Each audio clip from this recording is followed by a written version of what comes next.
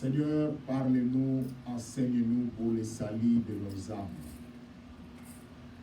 Tout ce que le diable a préparé pour nous mettre dans une situation de distraction, de lourdeur, de froideur, nous détruisons cela dans le nom de Jésus. Et nous te levons, Seigneur, à ce moment comme Seigneur. Que la grâce et la faveur du Seigneur soient avec nous. Dans le nom de Jésus, nous t'avons ainsi prié. Amen. Amen. Nous allons nous asseoir et nous acclamons très fort notre Seigneur. Merci. Je crois que ce que nous allons parler aujourd'hui, il y a tellement beaucoup de choses. Alors je veux que nous puissions essayer de parler rapidement sur ce que Dieu a préparé pour nous. Nous voulons parler sur un Dieu qui parle, la chose arrive. Voilà le thème que nous voulons parler.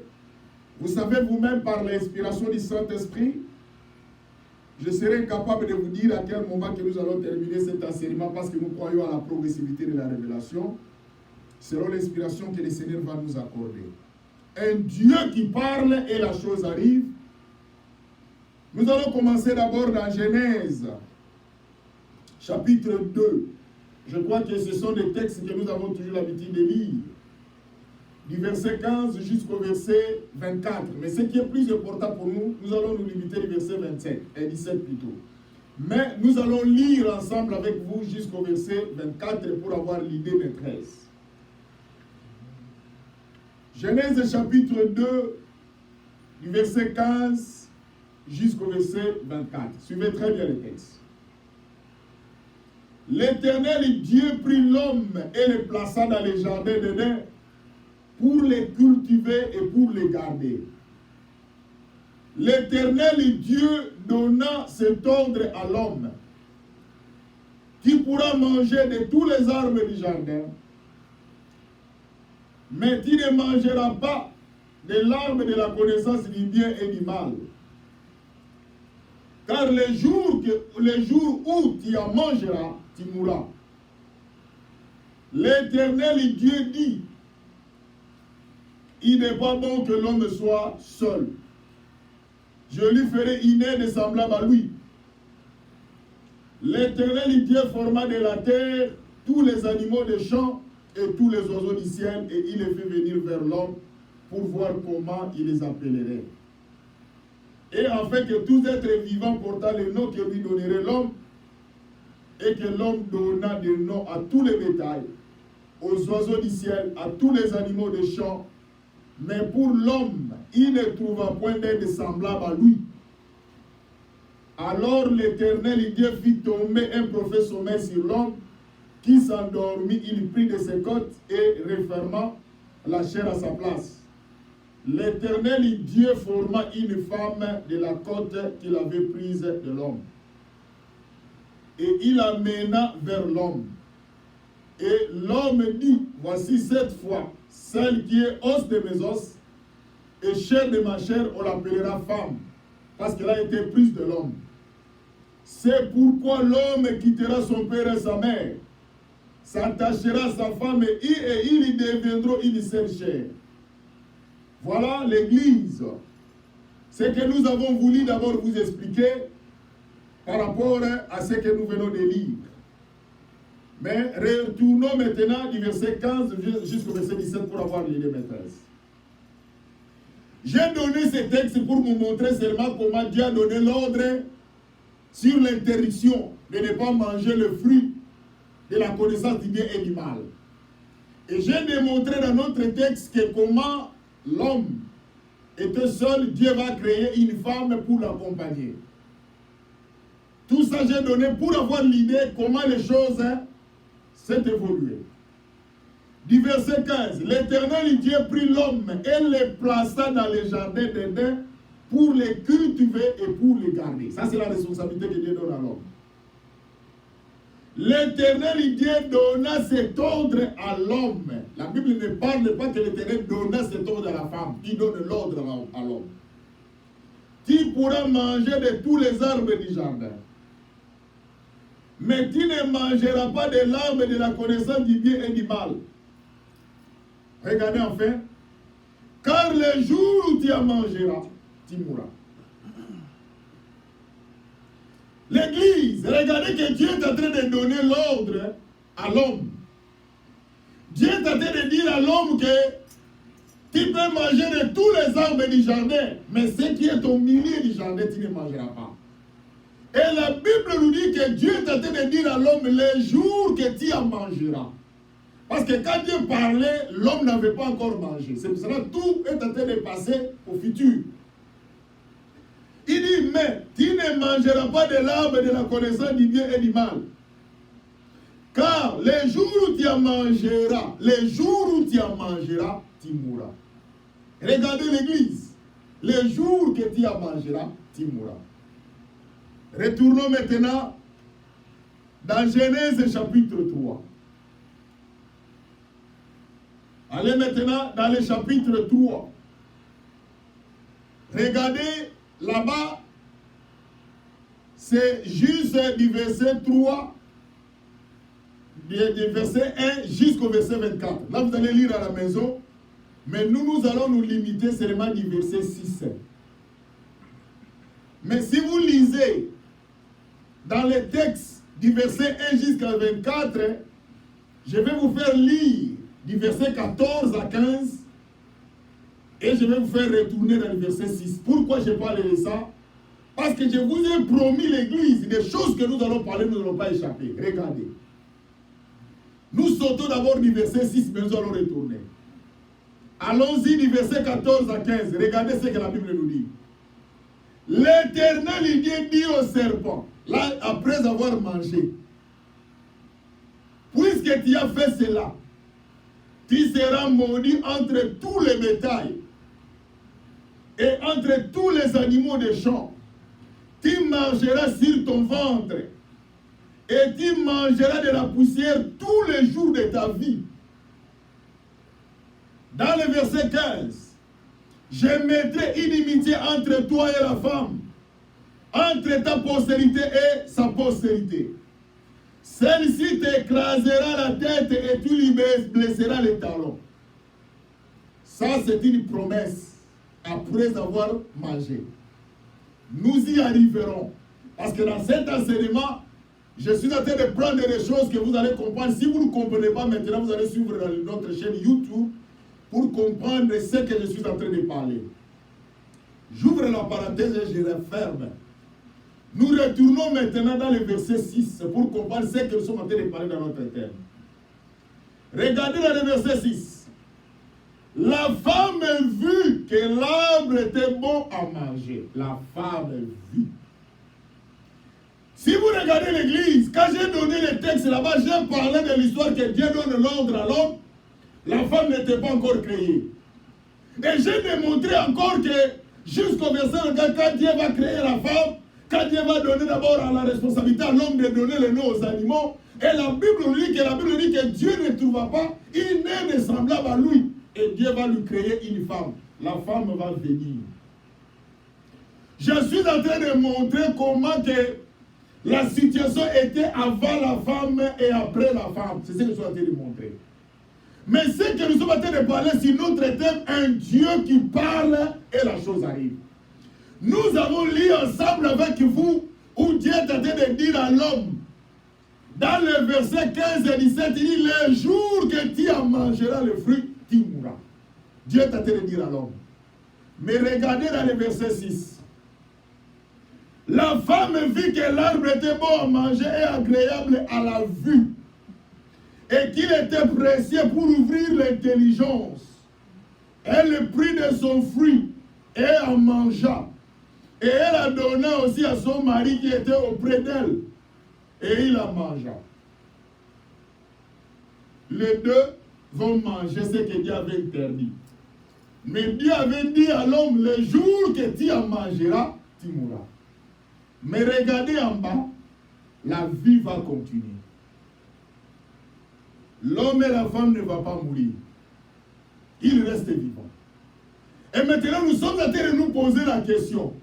Est-ce que Dieu a menti ou Dieu a dit la vérité? C'est ça notre thème. Un Dieu qui parle et la chose arrive. L'église, Nous retournons maintenant dans les promesses de Dieu, dans les paroles que Dieu avait dit. Pour comprendre si Dieu, c'est un Dieu qui parle et il respecte ses paroles. Nous lisons dans Nombre chapitre 23. Je sais que c'est ce que nous sommes en train de dire. L'Église suivait cet enseignement, que Dieu vous donne l'occasion de suivre cet enseignement, ça va vous aider. Regardez dans Nombre. Dans Nombre chapitre 23, verset 19. Nombre chapitre 23, verset 19. Regardez ce que la Bible nous dit. Parce que ce qui m'a poussé de parler avec cette histoire, Dieu dit à l'homme, le jour que tu mangeras le fruit, tu mourras, le jour. Parce que quand Dieu parlait à l'homme à ce moment-là, l'homme n'avait pas encore mangé, il n'y avait pas encore le verbe au futur. C'est-à-dire le verbe n'était pas encore conjugué au futur, parce que Dieu disait tout cela, le jour que tu mangeras, tu mourras. Et le jour est arrivé et ils ont mangé, ils sont restés en vie. Mais nous, dans notre enseignement, je vais vous démontrer que Dieu ne trompe pas. Effectivement, le jour qu'ils ont mangé le fruit, ils sont morts. Ici, je vais vous démontrer la lumière de la Bible. Regardez dans la Bible, dans le 29. Dieu n'est pas un homme pour mentir, ni fils d'un homme pour se repentir. Ce qu'il a dit, ne le fera-t-il pas? Ce qu'il a déclaré, ne l'exécutera-t-il pas? C'est Nombre qui nous dit. Dieu n'est pas un homme pour mentir, ni un fils de l'homme pour se repentir, Dieu. Or, si vous regardez dans la Bible, le mot Dieu vient de l'hébreu et du grec, qui veut dire puissant. Et c'est pour cela que vous allez voir que le jour que les enfants d'Israël étaient en captivité en Égypte, Dieu va préparer Moïse comme libérateur pour aller libérer le peuple d'Israël. Dans la montagne de Sinaï à Horeb, qui ne veut pas dire deux montagnes, mais une seule montagne, mais qui porte deux noms. Et Dieu va dire à Moïse, je te ferai Dieu devant Pharaon. Allez lire ce texte, c'est le Dieu en majuscule. Dieu va utiliser le mot Dieu en majuscule. Or, si vous regardez dans le psaume, la Bible nous dit, ne savez-vous pas que vous êtes de Dieu? C'est en minuscule. Mais quand Dieu va arriver pour libérer le peuple d'Israël, il va utiliser l'expression Dieu en majuscule. Il voulait tout simplement dire à Moïse, je te ferai puissant devant Pharaon. Et la Bible démontre aussi comment Moïse était Dieu devant Pharaon. Quand Moïse faisait des miracles, Pharaon faisait aussi des miracles. Mais les miracles de Moïse dépassaient l'intelligence et les miracles de Pharaon. La Bible nous dit que Dieu n'est pas un homme pour mentir, ni fils de l'homme pour se repentir. Ce qu'il dit, ne la fera-t-il pas? Ce qu'il a déclaré, ne l'exécutera-t-il pas? C'est-à-dire, Dieu n'est pas comme nous. Nous continuons l'Église. Si nous lisons encore dans la Bible, qui nous démontre que Dieu n'est pas un homme, parce que je suis en train de donner les ingrédients pour vous montrer que ce qu'il avait dit dans Genèse, que le jour que tu mangeras les fruits, tu mourras, il n'a pas menti. Jérémie chapitre 1, verset 12. Jérémie. Allons-y, Jérémie chapitre 1, verset 12. Regardez ce que la Bible nous dit. Jérémie chapitre 1, verset 12. Et l'Éternel me dit, tu as bien vu, quand je veille sur ma parole pour l'exécuter. Moi, Dieu, je veille sur ma parole pour l'exécuter. C'est-à-dire quand je parle, je suis en train de veiller que ce que j'ai dit, cela s'accomplisse. Et maintenant, pour terminer, l'Église, nous allons lire Habakkuk chapitre 2, du verset 1 jusqu'au verset 4. Habakkuk.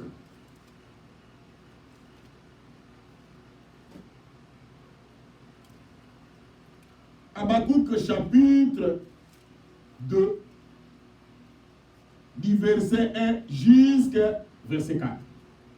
J'étais à mon poste, je me tenais sur le tour, je verrais, pour voir ce que l'Éternel me dirait. Et ce que je répliquerai après ma plainte. L'Éternel m'adressa la parole, il dit, écris la prophétie, grave-la sur les tables, afin qu'on la lise couramment. Car c'est une prophétie dont l'état est déjà fixé. Elle marche vers son terme. Et elle ne la mentira pas. Si elle tarde, attends-la. Car elle s'accomplira et elle s'accomplira certainement. L'Église, ici Dieu est en train de parler que lorsqu'il met un message sorti de Dieu pour ta vie, il faut avoir la patience parce que cela finira par s'accomplir. Et il va ajouter encore en bas, dans le verset 4. Voici son âme s'est enflée. Elle n'est pas droite en lui, mais le juste vivra par la foi. L'Église, je suis en train de vous donner encore une force. Maman, je suis en train de vous redynamiser, papa. Pour vous dire qu'il y a des choses qui nous arrivent. Nous avons tous haï des promesses venant de Dieu. Mais il y a des fois, nous perdons la foi. Nous perdons la confiance. Pourquoi? Parce que ce que Dieu a dit, ça prend du temps. Mais aujourd'hui, à la lumière de la parole de Dieu, la Bible nous dit, celui qui a fait sortir ces paroles n'est pas un homme pour mentir, ni fils de l'homme pour se repentir. Il finira par l'accomplir. Parce qu'il avait parlé à l'homme, le jour que tu mangeras le fruit, tu mourras. L'Église, quand je faisais l'étude sur ces versets, je me suis dit, qu'est-ce qui se passe lorsque l'homme et la femme vont manger le fruit? Ils vont rester en vie. Est-ce que Dieu a réalisé ce qu'il a dit? Et même dans un enseignement que j'ai préparé et un thème que j'ai préparé sur, afin que s'accomplissent les Écritures, où j'ai parlé sur les prédictions dans la Bible, des choses que Dieu a prédites dans l'Ancien Testament et les choses se sont accomplies dans le Nouveau Testament. L'Église, peuple de Dieu, je sais que nous sommes en train de vivre dans un environnement où il y a des fois des choses que nous attendons, des choses que nous voyons, ça nous décourage. Il y a des choses que nous vivons, est en train de diminuer notre espérance, notre foi en Dieu. Où quelqu'un te dit, voici et voilà ma situation. Jusqu'à présent, je ne vois rien. Mais il ne faut pas oublier, la Bible dit, vos pensées ne sont pas mes pensées, et vos voix ne sont pas mes voix, dit l'Éternel. L'Église, Dieu parle à l'homme et à la femme, les jours que vous allez manger, vous allez mourir. Dieu n'a pas dit des jours, il a dit les jours, un seul jour. Le jour que tu mangeras le fruit, tu mourras. Or, la Bible nous dit, nos pensées ne sont pas les pensées de Dieu. Nos voix ne sont pas les voix de Dieu. La façon dont maman tu regarde les choses, ce n'est pas la façon dont Dieu regarde aussi les choses. La façon dont tu prends les choses, ce n'est pas de la même façon. C'est pour cela que la Bible dit, Dieu reste Dieu. Il avait dit à Moïse, je te ferai Dieu devant Pharaon. Pour Moïse, il pensait que lorsqu'il va arriver, il va déclarer à Pharaon, directement, le Pharaon va libérer les enfants d'Israël. Mais ce qui était crié l'Église, c'est Dieu qui endurcissait le cœur de Pharaon. Donc Dieu lui-même a envoyé Moïse pour aller libérer le peuple. C'est lui-même qui est en train d'encore endurcir le cœur de celui qui devait libérer le peuple. Voilà pourquoi je vais vous dire, bien aimé, les jours que tu vas comprendre Dieu, Dieu n'est plus Dieu. C'est pour cela qu'il y a un thème que j'ai préparé, connaître Dieu dans Dieu. Et connaître Dieu selon Dieu. Il y a un verset biblique qui nous dit, ta grandeur m'échappe. Ça, c'est Job qui parle. Il dit, Dieu, ta grandeur nous échappe. Nous n'arrivons pas à cerner la grandeur de Dieu. Voilà pourquoi, maman, il y a des fois, il faut être des fous lorsque vous croyez à Jésus. C'est ce qu'on appelle la foi audacieuse. C'est pour cela, dans la vie, il faut accepter sans voir. Jésus a parlé de ça dans le Nouveau Testament. Maman, si vous avez choisi la voie de Dieu, il y a des fois, il faut accepter comme un enfant. Vous promettez à un enfant que vous allez lui amener quelque chose, l'enfant accepte sans voir. C'est ça avec Dieu. Tu peux promettre à ton enfant que tu vas lui acheter l'avion, il va croire. Mais pendant que tu n'as même pas un pilier d'un vélo. C'est ça la foi que Dieu est en train de nous demander, l'Église. Un Dieu qui parle et la chose arrive. Dieu va parler à Moïse, il dit, allez, libérez mon peuple. Ils ont traversé des moments difficiles. Et Dieu va dire à Moïse, je entendu. Je vous ai parlé même que le verbe que Dieu avait utilisé, c'était composé, c'était conjugué au passé composé. Qui veut dire, Dieu était déjà au courant de la souffrance de son peuple. Et je vais dire à quelqu'un, ne pensez pas que ta situation, nos situations, Dieu est ignorant. Dieu est au courant de tout.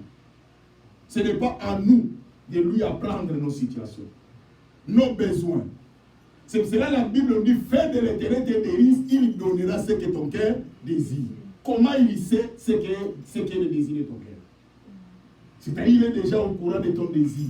Mais ce qui te demande, c'est ma fait de lui tes délices. L'église, il va envoyer Moïse. Il dit, Moïse va libérer mon peuple. Ils ont souffert. C'est lui-même encore va endurcir les cœurs de Moïse, de Pharaon. Et vous savez que Dieu ne voulait pas seulement libérer les enfants d'Israël par un miracle. Mais Dieu voulait plusieurs miracles pour laisser un message. Voilà pourquoi je veux dire à quelqu'un, quand Dieu va agir dans ta vie, Dieu te laisse que ta situation perdure, parce que le jour que la visitation de Dieu va arriver, même ceux qui t'entourent diront eux-mêmes, effectivement, cet homme ou cette femme, Dieu l'a visité. C'est le même problème qui est arrivé et la même situation. Quand Jésus-Christ est mort sur la croix, il ne voulait pas seulement passer à la croix, c'est fini. Il fallait aussi convaincre quand il est mort. Quand il a dit, Père, Père, j'ai remis mon esprit. C'est pour cela que j'ai toujours l'habitude de dire à l'église, celui que nous servons est mort surnaturellement. Nous mourons naturellement, mais Jésus-Christ est mort surnaturellement. Surnaturellement veut dire c'est lui-même qui a remis l'âme. Mais nous ne nous remettons pas l'âme, on vient nous récupérer l'âme. C'est pour cela que quand nous voulons rendre l'âme, nous attachons, nous serrons tout ce qui est autour de nous, nous ne voulons pas partir. Mourir, tu ne fais pas, tu es là, tu es en train de combattre, il refuse de partir. Mais lui-même, il dit, je remets mon esprit. Cet homme, vous ne pouvez pas vous comparer à cet homme-là. Il est différent. Voilà toute personne qui porte Jésus dans sa vie. Il y a des fois, maman, ma soeur, vous ne comprenez pas la valeur que vous portez. Nous perdons notre valeur à cause des biens matériels, à cause de ce que nous voyons. Or, la vie, ce n'est pas ce qu'on voit. La vie, c'est ce qui ne se voit pas. Qui savait qu'un jour il va se retrouver ici? Personne. Tu ne voyais pas ça. Mais aujourd'hui, tu es ici. C'est ça la vie. La vie, ce n'est pas ce que nous voyons. Ce n'est pas ce que nous vivons. La vie, c'est ce que nous ne voyons pas. C'est ce que nous ne vivons pas. Tu ne connais pas ce qui va arriver demain. C'est ça la vie. Si tu seras en vie ou si tu vas mourir. L'église, Dieu va toucher le cœur de Moïse pour aller libérer le peuple. Il dit, moi-même, je vais endurcir le cœur de Pharaon. Vous savez ce qui m'a tiqué? Même Moïse lui-même ne comprenait pas que c'était Dieu qui endurcissait le cœur. Parce que tous les miracles que Dieu a fait, il fallait que Pharaon puisse libérer le peuple. Est-ce que vous savez que seulement le premier miracle, déjà Pharaon a été frappé à un niveau que vous ne pouvez pas imaginer. Et vous savez que le frappe de Dieu est incomparable. Bien aimé, quand Dieu te frappe, il n'y a pas d'intervention humaine. Quand un homme te frappe, il y a l'intervention humaine parce que tout le monde voit comment on t'a frappé. Mais lui, quand il te frappe, personne ne le voit. Qui va intervenir?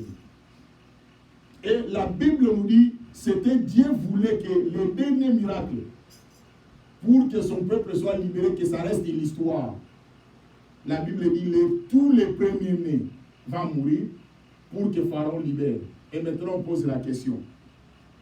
Si ce jour-là, la maman était la première de sa famille, le papa aussi était le premier de sa famille, et l'enfant qui vient de se réveiller le premier, donc c'est-à-dire ce jour-là, qui va pleurer qui? C'est Dieu qui a opéré ce miracle pour montrer aux enfants égyptiens que je suis le Dieu qui délivre, et c'est moi qui est venu délivrer ces peuples. Et je vais dire à quelqu'un, même ceux-là qui te combattent, même ceux-là qui viennent te chercher ou cherchent ta tête, si Dieu entre dans ton problème pour résoudre ton problème, même ceux-là qui t'ont combattu, ils vont dire que non. Nous avons été frappés par les gens, mais cette frappe, je ne crois pas que ce sont les hommes. Ça, c'est un main invisible qui est Dieu qui vient nous frapper. Mais ce qui est curieux, Dieu dit le jour que tu mangeras les fruits, tu mourras. Nous avons lu ensemble, Dieu, l'homme mange. On peut retourner rapidement dans Genèse 3, verset 6. Regardez. Dans le verset 3, 6. Regardez, c'est clair. La femme vit que l'arbre était bon à manger. Ils ont mangé. Agréable à la vie. Regardez, dans le verset 7. Les yeux de l'un et de l'autre s'ouvrirent. Ils connurent qu'ils étaient nus, ayant conçu des feuilles de figuier, et s'enfuirent les ceintures. Alors ils entendirent la voix de l'Éternel. Ils ont mangé.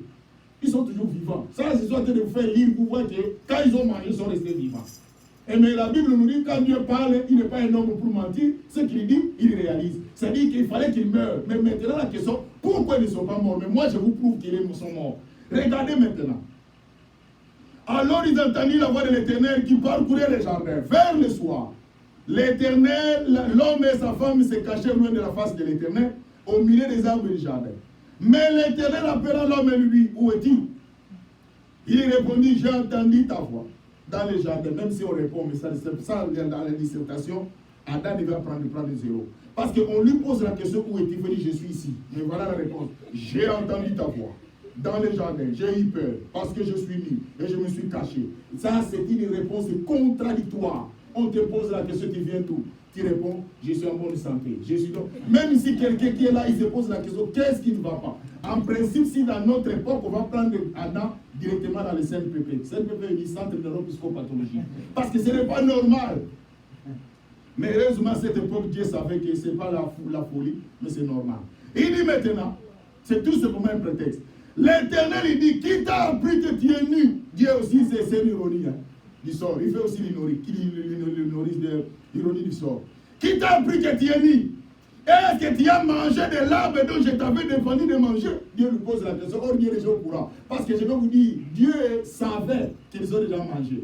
Mais il pose des questions comme si Dieu ne savait pas, il veut attendre l'homme parler. Moi j'aime Dieu, maman, je vais dire à quelqu'un, quelles que soient nos situations, Dieu est déjà au courant. Mais il attend de nous-mêmes, nous parlons, que nous lui adressons nos paroles. Voilà bien aimé, il y a des fois tu t'attends de parler, Dieu va te voir. Toi-même ton problème est... Vous savez, ce qui me tue, vous allez voir, une personne c'est son problème, mais lui-même, il ne prend pas soin de son problème, il vous donne ses charges pour que vous vous en occupez. Il y a des gens qui vivent de ce comportement. Sa situation à lui, c'est lui-même, il ne prend pas soin de ses charges, mais il vous dépose ses charges. Il dit, est-ce que vous ne priez pas pour moi? Lui-même, il dort, il est tenté même de ronfler, mais il vous donne ses problèmes. Non, ce n'est pas juste. Et il dit maintenant, l'homme répondit, la femme que tu as mise auprès de moi m'a donné de l'arbre et j'en ai mangé. Est-ce que vous êtes en train de voir maintenant la fuite des responsabilités? La femme qui l'avait crié, celle qu'on appellera os de mes os, mais voilà devant les problèmes, il dit, ah, sauf qui paie. Pour vous dire que l'église, vous devez savoir qu'elle ne défend personne. Parce que dans les jours de difficulté, on va t'abandonner.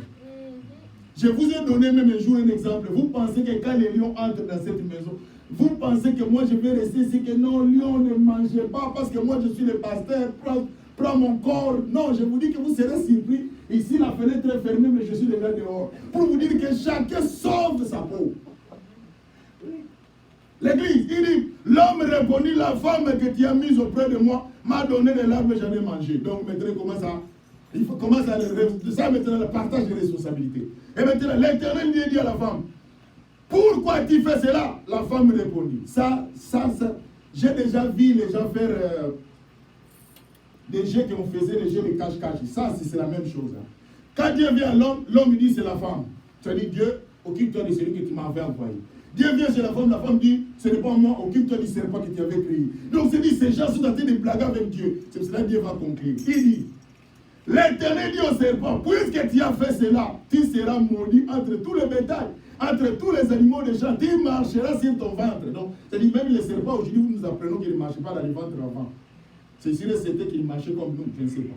Peut-être ils volaient, je ne sais pas. Mais c'est que la Bible dit, tu vas commencer maintenant à marcher dans ton ventre. Donc, éventuellement, il va tomber. Et tu mangeras de la poussière tous les jours de ta vie. C'est sûr et certain que lui aussi ne mangeait pas de la poussière, il mangeait aussi des mangues comme nous. Mais ce qui est curieux, on vient de définir la nourriture du serpent.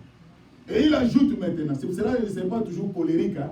Quand il vous regarde, c'est pour cela quand il est toujours là. Il dit quoi? Dans les versets 15, il dit, je mettrai une inimitié entre toi et la femme, entre ta postérité et sa postérité. Celle-ci t'écrasera la tête. Donc nous, notre niveau, c'est écraser la tête et tu lui blesseras les talons. C'est pour cela que le serpent, lui, il récupère toujours en fonction de sa taille.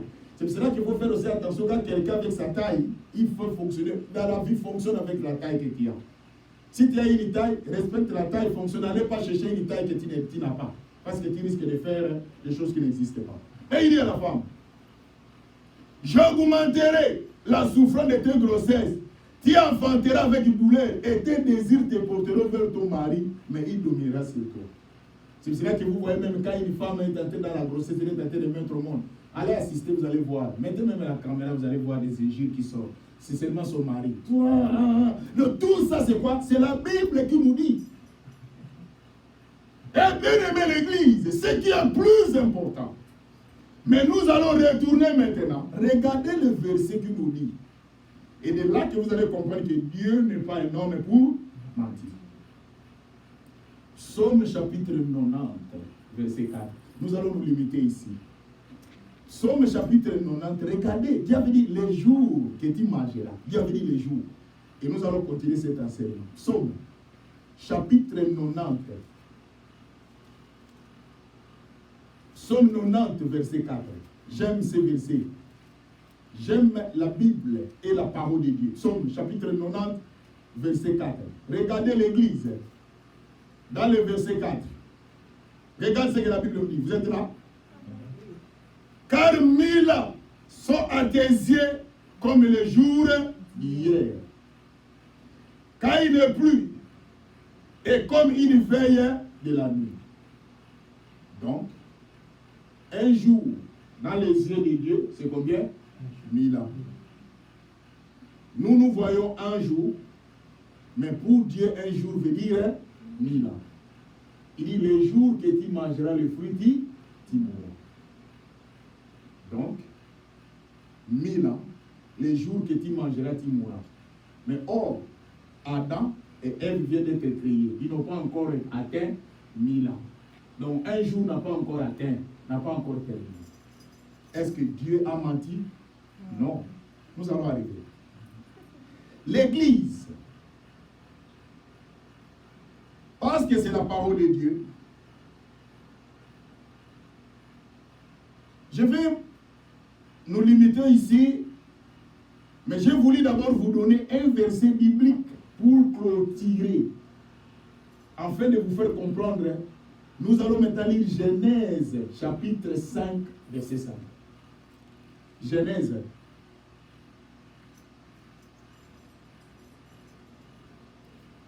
Genèse, chapitre 5, verset 5. Tous les jours d'Adam vécu furent de 930 ans. Oui, il mourut. Est-ce que vous avez vu combien de jours Adam fait sur la terre? 930 ans, 5. Est-ce que vous avez vu ça? Combien d'années reste pour atteindre un jour? Je vous pose la question, le calcul est simple. Combien d'années reste pour atteindre 1000 ans? 70 ans. Dieu avait dit, le jour que tu mangeras, tu feras quoi? Tu mourras. Or, la Bible dit, dans les yeux de Dieu, un jour c'est 1000 ans. Nous voyons un jour, mais Dieu, pour Dieu, 1000 ans c'est un jour. Et maintenant, Adam, Dieu lui avait dit, le jour que tu mangeras, tu mourras. Lui vient d'atteindre combien? 930 ans. En principe, il lui reste 70 ans pour atteindre un jour, afin que la parole de l'Éternel s'accomplisse dans sa vie. Nous allons fermer les yeux, nous allons prier. Nous allons continuer cet enseignement prochainement. Ferme tes yeux et nous allons prier. Maman, l'église, je veux que tu parles à Dieu. Tu dis, Seigneur, tu n'es pas un homme pour mentir, ni un fils de l'homme pour se repentir. Seigneur, je crois à ta parole. Yahweh, merci. Parce que tu m'as montré que tu es un Dieu qui parle la chose à lui. L'église, je parle à un Dieu qui parle la chose à lui. Prie, demande à Dieu, Seigneur, aide-moi. Même si tu es sincère, demande pardon à Dieu. Dis, Seigneur, je pensais que la promesse que tu m'as dit, je te disais que tu es ma terre. Mais j'ai compris que tu es fidèle et Dieu qui parle la chose arrive. Yahweh, aide-moi. D'être à l'écoute du Seigneur. Dans le nom de Jésus, prions le Seigneur. Parle à Dieu, maman. Parle à Dieu, ma sœur. Eh, Dieu de grâce. Alléluia. Il n'y a que toi, l'Éternel, notre Dieu Jésus. Yahweh, il n'y a que toi, l'Éternel. Yahweh, merci Père. Yahweh, tu es venu nous redynamiser, nous donner la force. Un Dieu qui parle la chose à lui. Un Dieu qui parle la chose à lui. Yahweh, j'ai confiance en toi.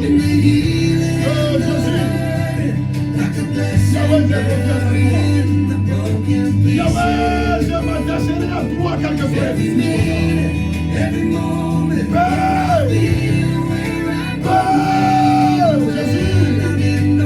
Alléluia.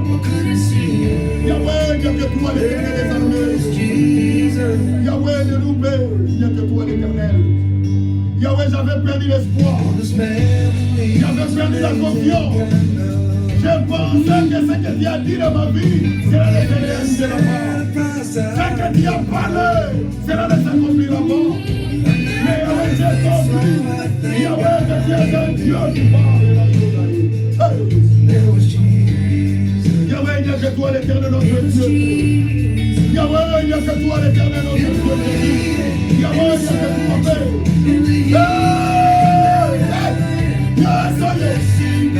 Jésus.